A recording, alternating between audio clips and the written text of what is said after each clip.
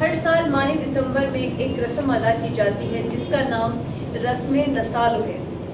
यानी इलाके का हर वासी अपनी इस्तिताअत के मुताबिक माल मवेशी ज़िबा करता है और यूँ रस्म नसालो अदा करता है। इसके साथ साथ एक रस्म अदा की जाती है जिसका नाम है शाब। यानी शाब के मायने हैं दुआ। इस रस्म में छोटे बड़े मिलकर एक ग्रोह बनाते हैं और शाम के वक्त या शाम के बाद वो डोर टू डोर जाकर एक दुआया कलमात के साथ साथ एक महफिल बज़म सजाते हैं जिसके अवज़ उनको नसालों का गोश्त तोहफ़तन मिलता है। तो आइए हम और आप मिलकर उस रस्म शाब की अदायगी की एक झलक दें।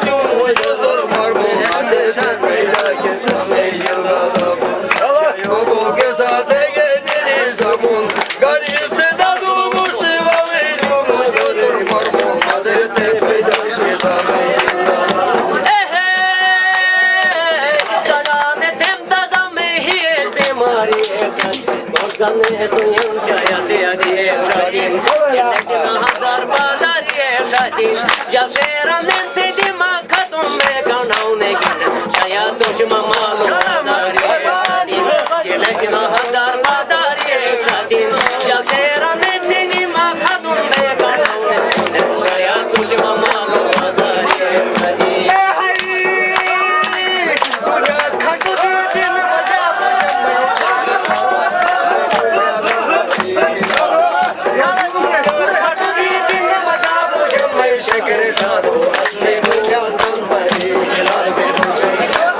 Samon bani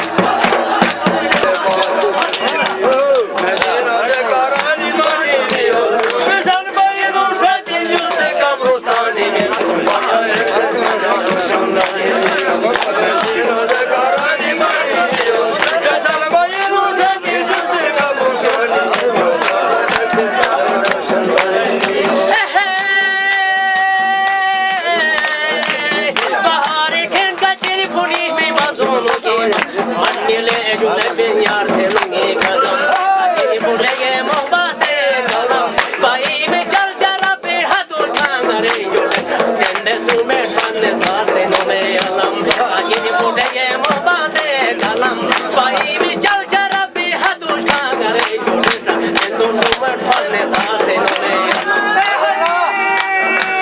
मदीवन बेगा दरबे उड़ा रोजो आया मुझे शख्स तुमको मदीवन बेगा दरबे उड़ा रोजो आया मुझे शख्स तुमको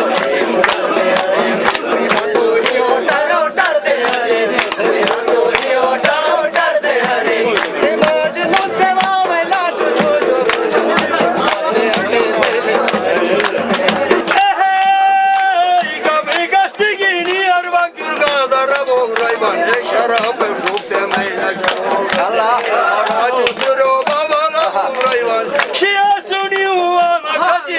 Attention, pasi maza badal jai